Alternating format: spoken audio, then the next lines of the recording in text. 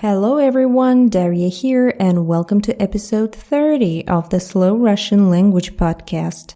Finally, today I officially promise you that from now on, every week, every Tuesday, I will upload a new episode. Because it's very difficult to do it without any schedule and I guess everyone is tired of that. So now, every Tuesday we'll meet right here. And today we're having a very difficult and again controversial subject. And if you live in the Baltic states and you are easily offended, so maybe you better turn it off. Today's episode is called Прибалтика ненавидит Россию. Do the Baltic states hate Russia? And here comes the short text. В России очень распространён стереотип о том, что все жители Прибалтики ненавидят Россию и русских. Правда ли это? И в чем главная причина?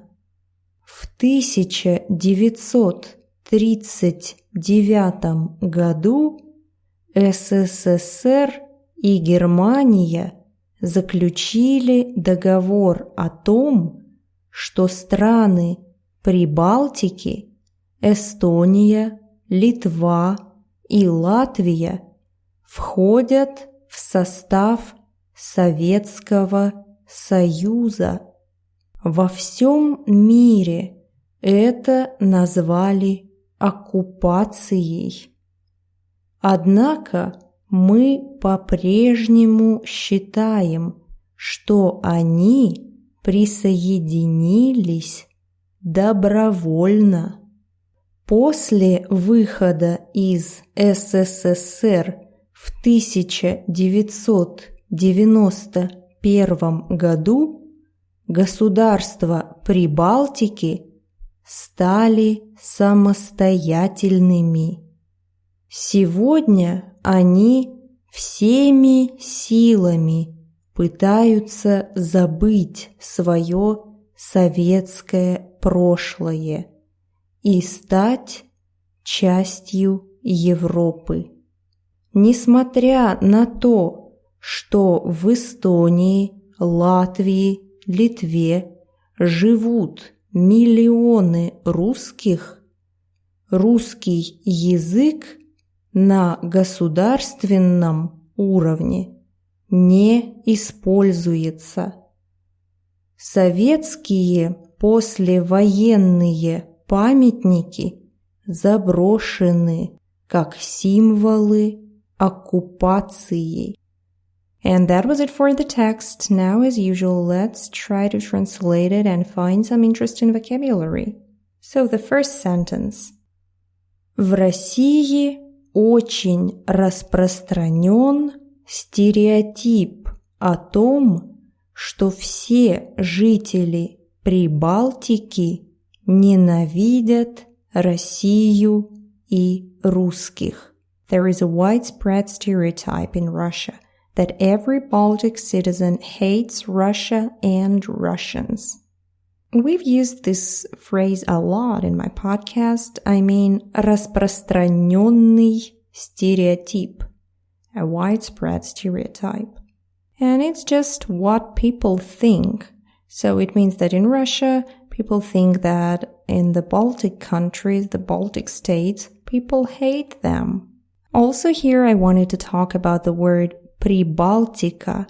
And in Russian, Прибалтика is the Baltic states, the Baltic countries, or just the Baltics.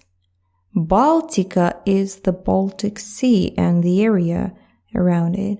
And in general, about this stereotype that everyone hates Russians in the Baltic states, this stereotype really exists, and almost from everyone I heard that questions after I came back from Lithuania a couple of weeks ago. My parents asked me, my friends asked me, everyone asked me, is it true that they hate us? And it's hard to answer because on the one hand, some of them really do hate us, and on the other hand, they would never say to my face because I am Russian, so why would they say that? They usually discuss it, I don't know, among their friends, among their families, not with Russians, of course. Okay, and then the next two short sentences. Правда ли это? И в чем главная причина? Is it true, and what is the main reason for it? В 1939 году СССР и Германия заключили договор о том, что страны Прибалтики, Эстония, Литва и Латвия входят в состав Советского Союза. In 1939, the USSR and Germany made an agreement that Baltic states Estonia, Lithuania, Latvia were to join the Soviet Union. Here you see the two ways of saying the USSR. СССР, meaning USSR, and Советский Союз, the Soviet Union. Some people say just Союз, union. В Союзе, in union. Some say в Союзе было хорошо. It was nice in the union. Some people are very nostalgic about that period of time, but I don't know, I would never understand that. Anyways, the next sentence. Во всем мире это назвали оккупацией. Однако мы по-прежнему считаем, что они присоединились добровольно.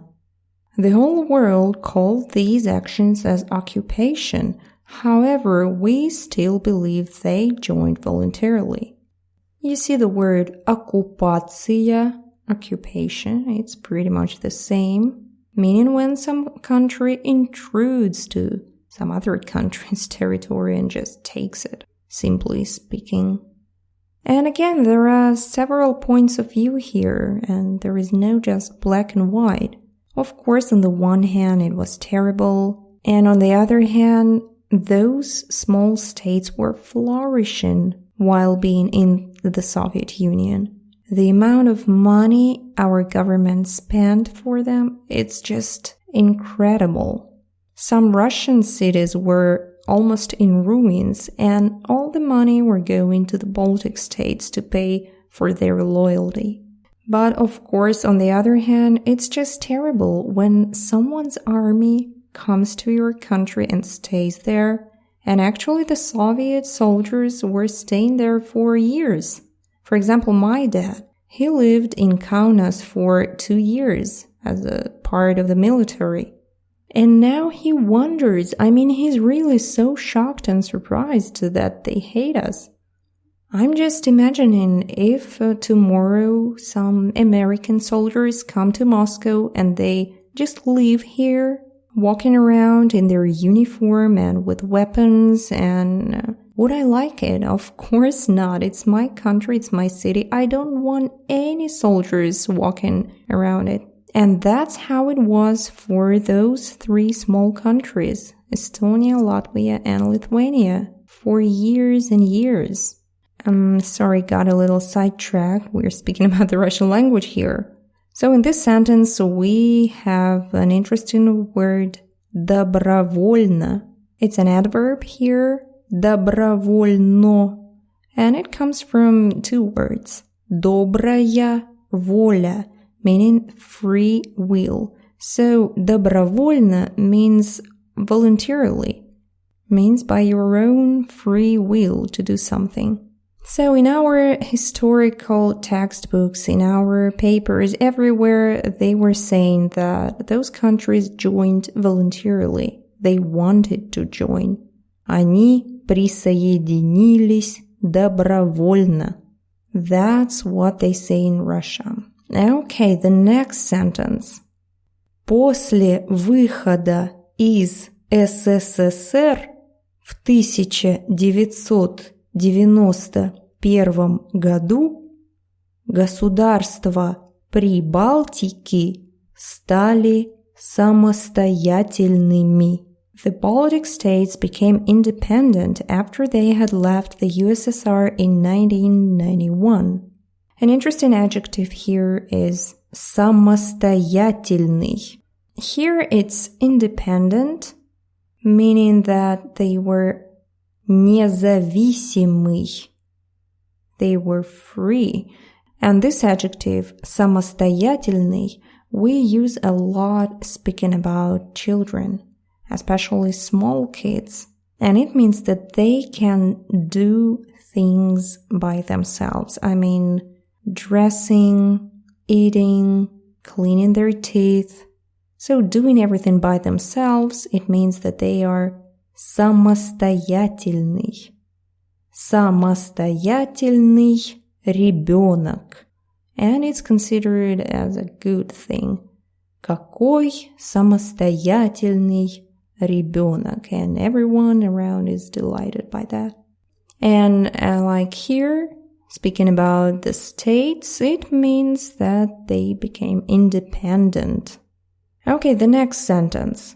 Сегодня они всеми силами пытаются забыть свое советское прошлое и стать частью Европы. Today they desperately try to forget the Soviet past and become a part of Europe. And it's so true. When I came to Lithuania in September, I talked to some old Lithuanian man and he complained that now it's considered almost as a shame to speak in Russian among Lithuanians. And everyone is trying to forget and never mention this period of their history. And sometimes it's strange because everyone speaks Russian. They pretend that they don't, but when they realize that you are Russian, they speak Russian. And when you come to the bookstore, half of the books are in Russian and the magazines are in Russian. And on TV, they have Russian channels and Russian programs. And still they pretend that they have nothing to do with Russia. It's just strange. I don't understand that. Well, I do understand that, but I kind of don't. Okay, back to the Russian language here. And here we have an interesting expression, всеми силами, meaning by all means or desperately trying to do something. So here it comes from все силы, meaning all your resources, all your strength, everything you have, you use to do something. For example, after a breakup, you're trying to forget your boyfriend or your girlfriend. So you can say, I'm trying to forget you so hard. Я стараюсь забыть тебя всеми силами. Or like here, they are trying to get rid of their Soviet past. And in Russian, it's всеми силами пытаются забыть советское прошлое. Советское прошлое means the Soviet past, meaning the period of time when they were the part of the USSR. And we're moving to the ending, 2 sentences left. Несмотря на то, что в Эстонии, Латвии и Литве живут миллионы русских, русский язык на государственном уровне не используется. Despite the fact that there are millions of Russians living in Estonia, Lithuania, and Latvia, the Russian language is not accepted as a state language. And of course, again, it's nobody's business but the Baltic people, but there are millions of Russians there. And the Russian language is the official language, I mean one of them, in many former Soviet republics, like in Belarus, In Kazakhstan, in Kyrgyzia, they use Russian as an official language too, together with their own language. So what's the problem? And the last sentence. Советские послевоенные памятники заброшены как символы оккупации. The Soviet post-war monuments are uncared for since they are perceived as symbols of occupation. And again, this is a very painful subject for Russians and for the Baltics. Of course, in Russia, the Red Army is perceived as the liberators. They saved Europe from Germany, from Nazi Germany, and they kind of brought liberty to them, which is so far from reality, but it's just how propaganda works. And in Europe, of course, it's perceived as an occupation, so nobody considers the Red Army as liberators. And some people say that they were even worse than Germans. So that was it for the vocabulary section, and today we're having something new. Or maybe I did it before, I don't remember, unfortunately. Anyways, one of my listeners, Scott, he asked me to read the text one more time in real speed. I mean, how I would read it reading to Russians, for example. So he wanted to check how he would understand it after translation. So here I am, reading it in full speed. Прибалтика ненавидит Россию. В России очень распространён стереотип о том, что все жители Прибалтики ненавидят Россию и русских.